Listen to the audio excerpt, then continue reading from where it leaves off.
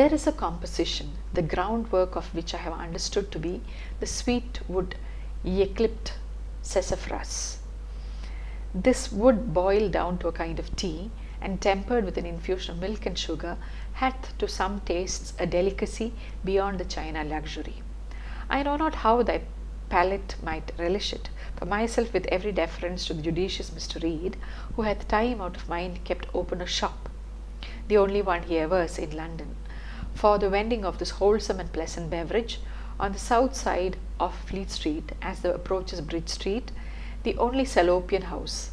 I have never yet adventured to dip my own particular lip in a basin of his recommended ingredient, of his commended ingredient, a cautious premonition to the olfactories constantly whispering to me that my stomach must infallibly, with all due courtesy, decline it. Yet I have seen palates otherwise not unrestricted in dialectical elegances sup it up with avidity. Oh my, that's one long paragraph.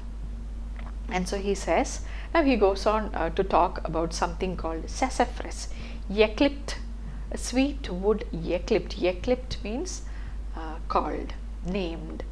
So he says there is a drink, a concoction made of something called sassafras. Now sassafras is a kind of an aromatic bark which would be cut and boiled down, and it would make a kind of a tea that was very, very aromatic, and it was believed to have medicinal properties. And this was added along with milk and sugar, and it was had to some taste a delicacy beyond the China luxury. China luxury is the tea that was very popular in England those days, and we know that the Chinese invented the tea. And so he says some people consider this particular drink made of sassafras, milk and sugar to be better than the Chinese luxury. So he says, I have never tried it. There is one Mr. Reed. Mr. Reed keeps a shop of this sassafras tea, and it's also called salep. Okay, salep, S-A-L-E-P, or saloop, this particular drink.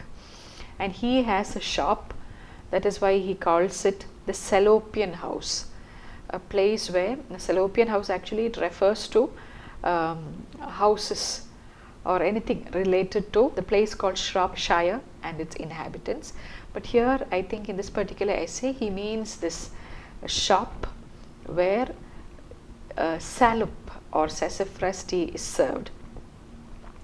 And so he says, this man called Mr. Reed, the owner of the shop, he avers or he states or he asserts that this is the only one in London which supplies genuine sassafras tea. And he calls it a wholesome and pleasant beverage.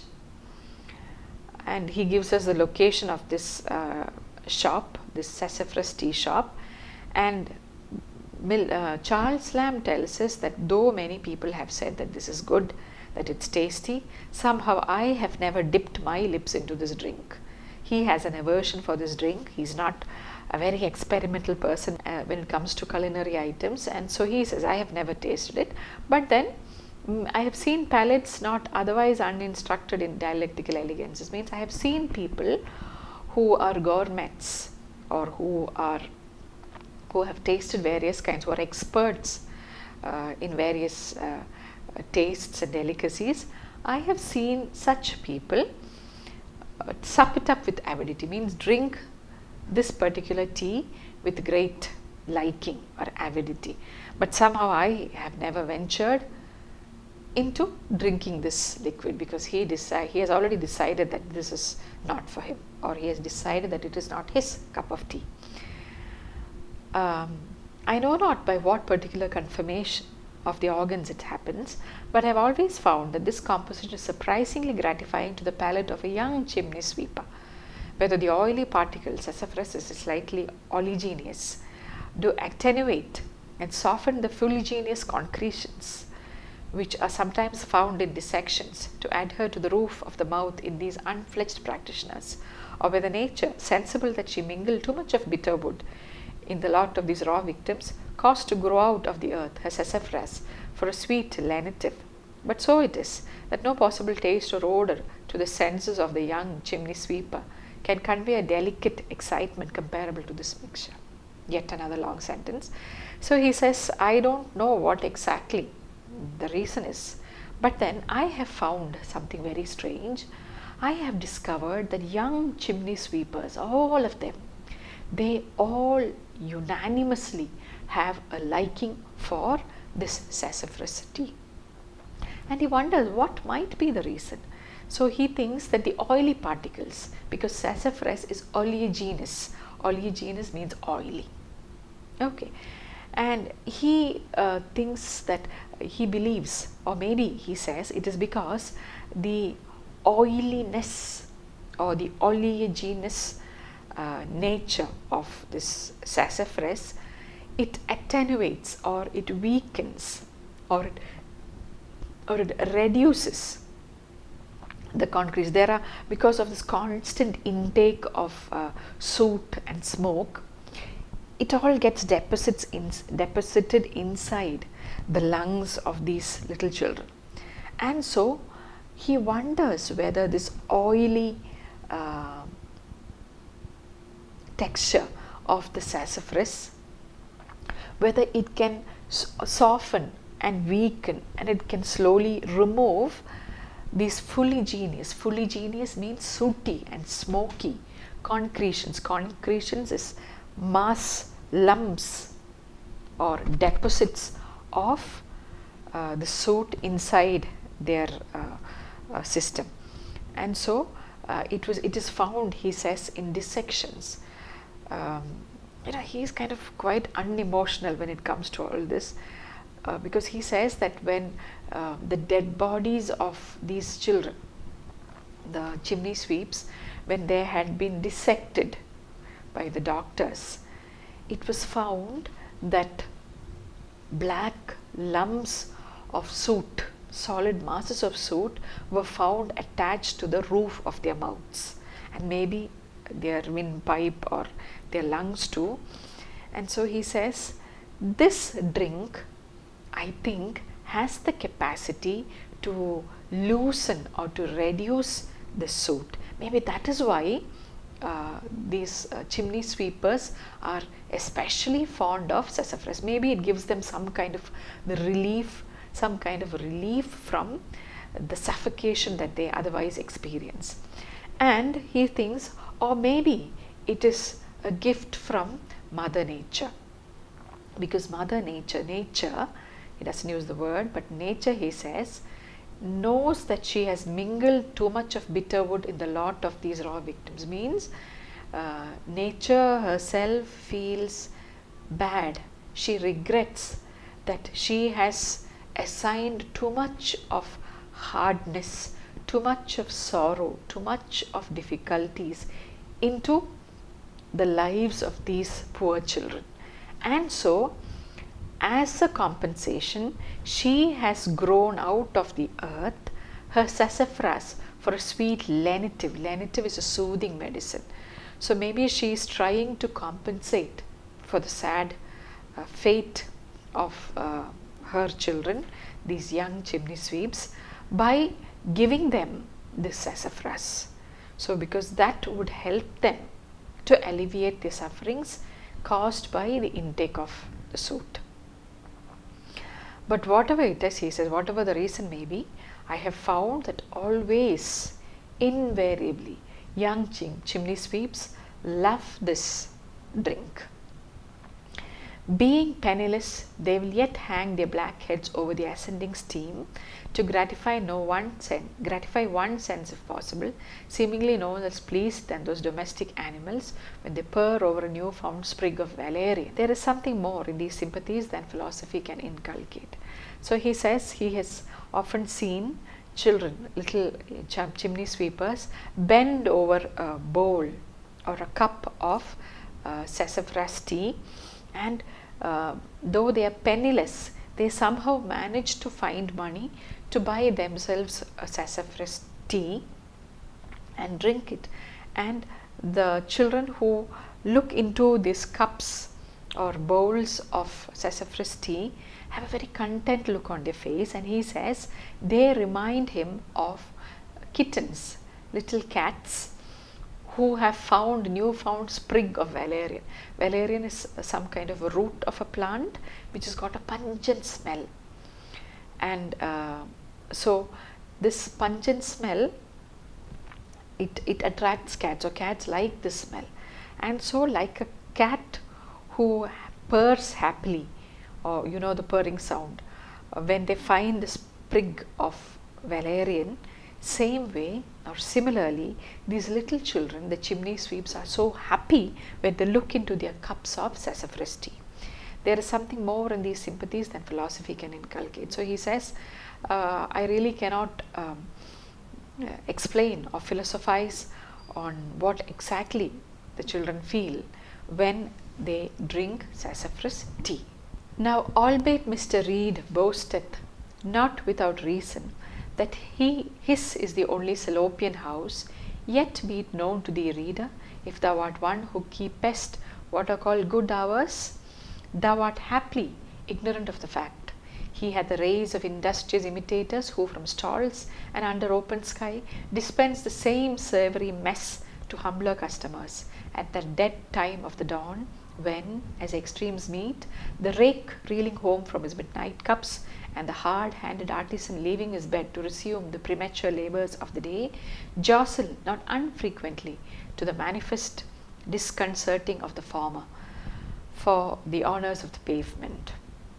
It is a time when, in summer, between the expired and the not yet relumined kitchen fires, the kennels of a fair metropolis give forth their least satisfactory odours. The rake, who wisheth to dissipate his overnight vapours in more grateful coffee, curses the ungenial fume as he passeth, but the artisan stops to taste and blesses the fragrant breakfast.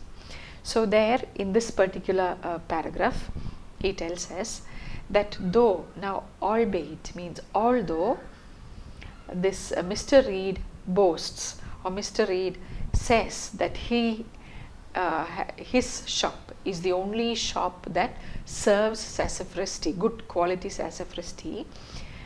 Lamb or Elia tells us that, reader, I want you to know this, that this man's shop is not the only shop that serves sassafras tea. There are any number of competitors. He's got so many imitators, and he says the ones who go out on early morning walks know about this. They have seen such places which serve sassafras tea. But if thou art one who keepest what are called good hours, keeping good hours means people who are, regular in their habits, early to bed and early to rise.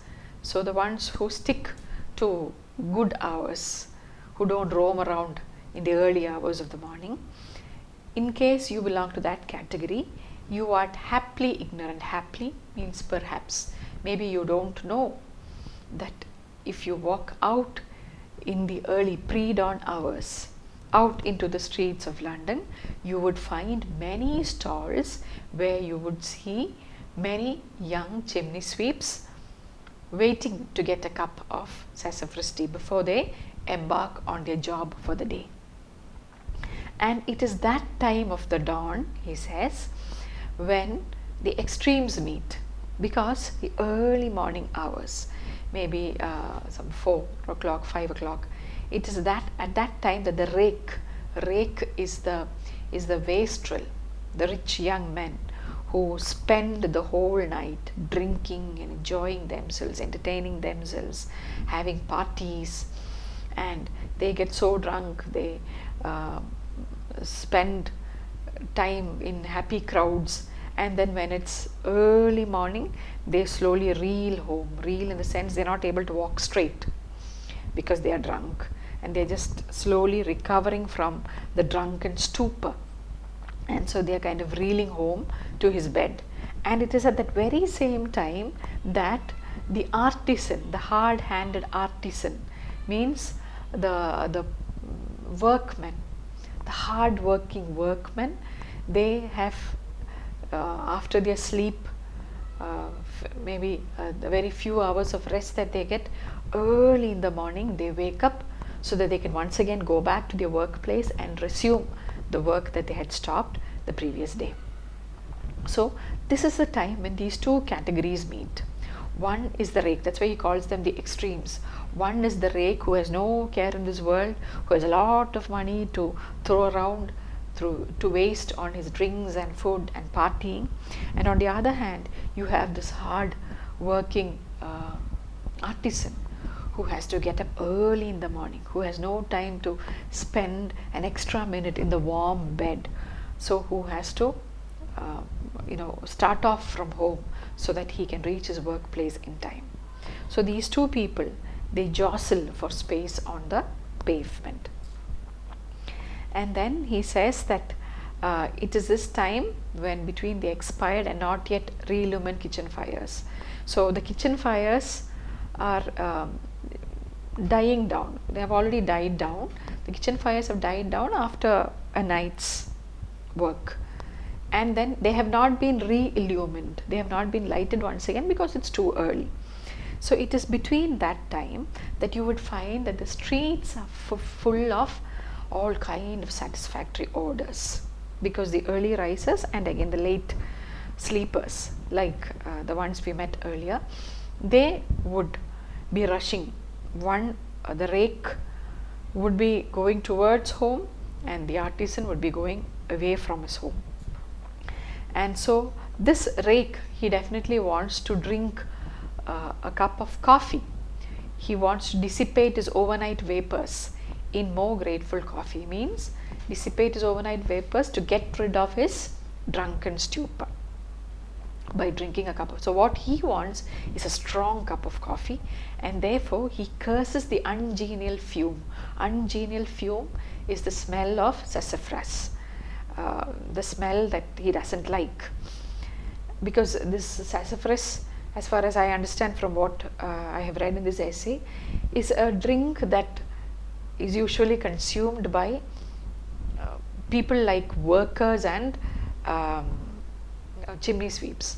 It is not something that is taken by the rich people or people belonging to a higher class, and that is why he says he curses the ungenial fume. He doesn't like the smell of the sassafras, and as he passes he curses the smell. Whereas the artisan, he stops to taste and blesses the fragrant breakfast. So the artisans, on the other hand, they love the smell of sassafras, and when the smell is overpowering on their onward rush towards the workplace, they sometimes snatch a couple of minutes to stay back, to tarry at a tea stall and drink a cup of sassafras tea. The next paragraph. This is Saloop, the precocious herb woman's darling, the delight of the early gardener, who transports his smoking cabbages by break of day from Hammersmith to Covent Garden's famed piazzas, the delight and, oh, I fear, too often, the envy of the unpennied sweep. Him shouldest thou haply enquire, with his dim visage pendant over the grateful steam. Regale him with a sumptuous basin. It will cost thee but 3 halfpennies, and a slice of delicate bread and butter, and added halfpenny. So may thy culinary fires, east of the overcharged secretions from their worst placed hospitalities, curl up a light volume to the welkin. So may the descending suit never taint thy costly well ingrediented soups, nor the odious cry, quick reaching from street to street, of the fired chimney invite the rattling engines from 10 adjacent parishes to disturb for a casual scintillation thy peace and pocket. So this is a tricky paragraph. So he says that this is Saloop. Saloop, I've already mentioned it. It is this aromatic drink it was originally prepared from something called salep, and then later from sassafras bark. So we've already been listening to this to Elia talking about the sassafras tea, and he says it is the precocious herb woman's darling. It is the delight of the early gardener. And so this drink is a favorite of all these people, the herb woman, the delight of the early gardener, and the gardener who transports his smoking cabbages. So early morning the gardener takes his cabbages. Why is smoking cabbages? I think it's because early morning, and so the cabbages, they've been standing out in the cold all through the night, and they must be almost kind of frozen and cold. So when he takes it in baskets outside and puts it on his cart and takes it forward, you can see the smoke coming from the cabbages. That is the moisture or the cold evaporating when the sunlight falls on them. Maybe that is why the cabbages are smoking. So he takes his smoking cabbages by break of day from Hammersmith to Covent Garden's famed piazzas. Piazzas are open markets. Okay. And so he takes them forward. So the early gardener and the herb woman, they all like salop, and the delight and I fear too often the envy of the unpennied sweep. So when these people, when they delight in drinking this sassafras tea, oftentimes they cause envy to these unpennied sweeps, because oftentimes a sweep doesn't have the money to buy even a cup of the cheap sassafras tea. The master sweep would take away all the earnings from these children, and they would be given nothing. So oftentimes these sweeps were unpennied. They would not have even a penny to buy a cup of sassafras tea. And so he tells his reader, him shouldest thou happily encounter, in case, by chance. Happily, I mentioned earlier, means perhaps. Perhaps, if at all, you encounter, you meet one such chimney sweep. Why is it dim? Because it is clouded over with the soot. And if you see him with his face pendant over, pendant means bending over. So he sees the tea, and sometimes the child would be looking at the steaming sassafras tea. He would be bending his head over it. If at all you chance to see such a child, you just buy him, regale him with a sumptuous basin. So buy him a basin, buy him a big cup of sassafras tea. That's the best thing that you can do for him. That would only cost, he says, just 3 half pennies. That is not a big amount. So buy him a cup, and if possible, for another half penny, buy him a slice of delicate bread and butter. That would be a wonderful thing to do. Along with the sassafras tea, just buy him a slice of bread and butter. And so may the culinary fires, east of the overcharged secretions from the worst placed hospitalities, curl up a lighter volume to the welkins. So he says that often you give away your money to so many other places and so many other places and to undeserving people. So once in a while, do something of this kind. So curl up a lighter volume to the welkin. Sometimes may your goodness, welkin here is sky or heaven. So may it be a good deed that rises you to heaven, in the sense that a good deed always takes you closer to God. So may the descending soot never taint thy costly well. So if you do this, if you do a small kind deed for these chimney sweepers, you would be blessed, so that the descending soot, the soot that falls from the chimney will not taint or will not spoil your costly well ingrediented soup. Because in rich kitchens, in the kitchens of affluent people, the soup would be made of very expensive ingredients. So that is what he means by well ingredients. So what would happen if the soot falls into this open kettle of soup? It will get spoiled. So if you do such kind deeds, may God bless you that no soot will fall into your kettle of well ingredient soup. And again, nor let it also happen that you may not be described by the odious cry, quick reaching from street to street of the fired chimney. So the odious cry, I think here means sometimes when a child is caught in a chimney or some such casualty occurs, there would be a cry. Odious is hated, hateful, And engines here would, I think, signifies fire engines would come from all over the place, from many neighboring parishes. And so let none of these things happen to you. If you are a kind man, you would be blessed. May God bless you, that your soup will not be spoiled, and your peace and your pocket will not be disturbed by the rattling and the cries of these engines. And so he says, so there you can see a kind of a satire where he is actually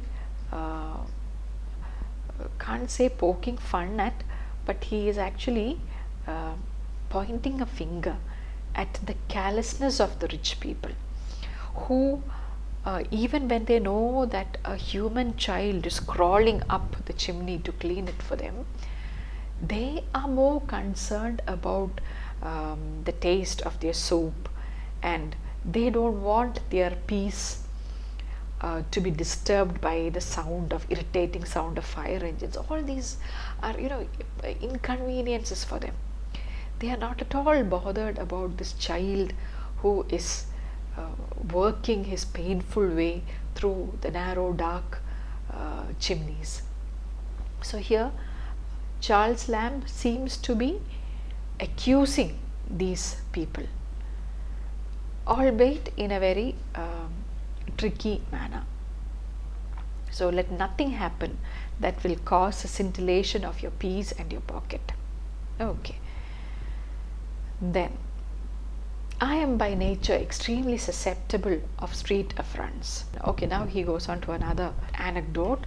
He says, I am by nature extremely susceptible of street affronts, the jeers and taunts of the populace, the low-bred triumph they display over the casual trip or splash talking of a gentleman. So he says, I generally don't like the way the people behave in the streets, especially when a gentleman falls, a casual trip, when a gentleman trips and falls down, or when a vehicle passes by and muddy water and slush is splashed onto the stocking of a well-dressed gentleman. Immediately the working class people and the people on the street, they start laughing and making fun of such men, because they find it very amusing for a gentleman to fall down or get his dress dirtied. And so he says, I am extremely susceptible of street affronts, and I for one have a tendency to do things that often makes people laugh at me, yet can I endure the jocularity of a young sweep with something more than forgiveness. So he says, and I generally don't like the way these people laugh, but then when a young sweep laughs at me, I am kind of more than willing to endure that jocularity with forgiveness. Means he is willing to forgive when a chimney sweep laughs at him. He will not forget or forgive when others laugh at him, but he is more than willing to forgive when a chimney sweep laughs at him. In the last winter, and now he gives us one such anecdote. In the last winter, but one, pacing along Cheapside with my accustomed precipitation, when I walked westward, a treacherous slide brought me upon my back in an instant.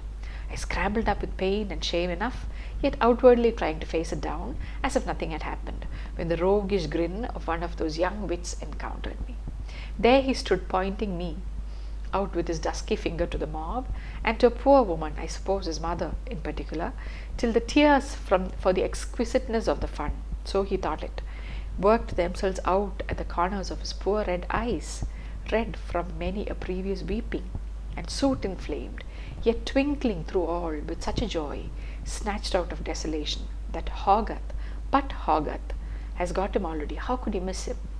In the march to Finchley, grinning at the pieman, there he stood as he stands in the picture, irremovable, as if the jest was to last forever, with such a maximum of glee and minimum of mischief in his mirth, for the grin of a genuine sweep had absolutely no malice in it, that I could have been content, if the honour of a gentleman might endure it, to have remained his butt and his mockery till midnight.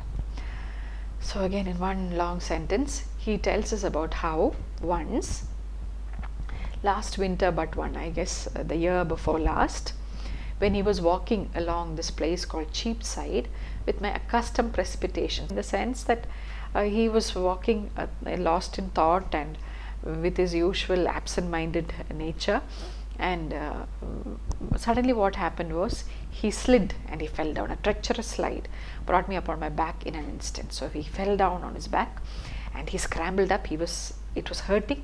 At the same time he felt very ashamed because people were looking at him, and outwardly he tried to put up a very brave face as if nothing had happened, as if it has not bothered him at all, but inside he was ashamed. And at that time he happened to look around and saw a roguish grin on one of these young wits. That is, he met with the roguish grin of a chimney sweep, and the boy was laughing, and he was there was a crowd. Whenever somebody falls, you know that immediately a crowd would gather to lift him up and look at him and laugh at him and all that. Even we would do that. If somebody falls, the first thing we do is we laugh, and only then we run forward and try to help him up. And so here too a crowd, the passing mob had just stopped to look at him, and so this child, the chimney sweep, he was pointing at this man with the dusky dark finger, and also to a poor woman, maybe that was his mother, and he was pointing at him and he was laughing so much that he had tears coming out of his poor red eyes, red for many a previous weeping. So this red eyes, because the poor red eyes, because this chimney sweeps, maybe they weep on a daily basis, because there is so much soot going into their eye, and so they rub their eye, and so their eyes are red. And another thing is, because of the difficulty of the job that they do, they might be crying, or because they are forced to wake up early in the morning, too early in the morning, they might cry. So that is why he says, poor red eyes, red from many a previous weeping, and soot inflamed, yet twinkling through all. But in spite of all that, there was a twinkling that can be seen, a twinkling of joy that could be seen in the boy's eye. And so when he saw this boy standing there and laughing at him, Elia found his anger and his shame vanishing, and he too laughed along with the boy. And that is why he says, and this boy snatched out of his desolation. That is, usually the chimney sweeps are not seen laughing, because they are a sad lot, desolate. Desolation is extreme sadness. But here, when he saw him fall, this boy was laughing, and Elia was happy that at least for that period of time, that short period of time, the boy had forgotten his desolation. That's why he was snatched out of desolation. And he now refers to Hogarth. Now Hogarth is a contemporary, a very famous English painter named William Hogarth, and his paintings usually depict scenes of society, of the people of London, their follies and foibles, and his stories were, in fact, Charles Lamb has mentioned that Hogarth's images are books. He says they are books filled with the teeming, fruitful, suggestive meanings of words. Other pictures we look at, his pictures we read. So he was a great admirer of Hogarth's pictures. I would suggest to the viewers that you too take a look at a few of Hogarth's pictures, and you will understand why Charles Lamb says this, because his pictures are so vivid, so real, that you really feel that you are there right in the midst of the scene. So that is why Charles Lamb said that other pictures we look at, his pictures we read. That was the speciality of Hogarth's pictures. So William Hogarth, he says, has depicted a chimney sweep in one of his pictures. But Hogarth, how could he miss him? Why does he say how could he miss him? Because Hogarth has touched upon every aspect of the English society of those days. He has depicted people belonging to various classes in his pictures, and that is why how could he miss the chimney sweeper? Because chimney sweep was a very characteristic kind of a fixture those days. So Hogarth definitely has not missed him, and in his picture, in his painting titled The March to Finchley, if you look carefully, you can find the picture of a small boy in dark clothes with a dark face, which is presumably the picture of a chimney sweep. You can find it there. And so he stands in that picture and laughing. And so same way, when he saw this boy laughing at him, he was reminded of this picture of Hogarth, and this laughter, it was the maximum of glee. Glee is joy, and minimum of mischief, means there was no malice, there was no ill will in that laughter. It was genuine laughter that came out from his heart. And so when there was no malice, that's why he says there was absolutely no malice in it. And so he says, looking at the boy laugh, I felt that I don't mind falling again if I can make this child smile and laugh. So that is why the honor of a gentleman might endure it, to have remained his butt and his mockery till midnight. So, I am a gentleman, and it is not honorable for me to lie on the street like that. So, as long as my gentleman's honor would endure it, I would be more than willing to be the butt and of his mockery. Means I would lie there and I would do things to make this poor little boy laugh. So he has no anger towards this boy for laughing at him.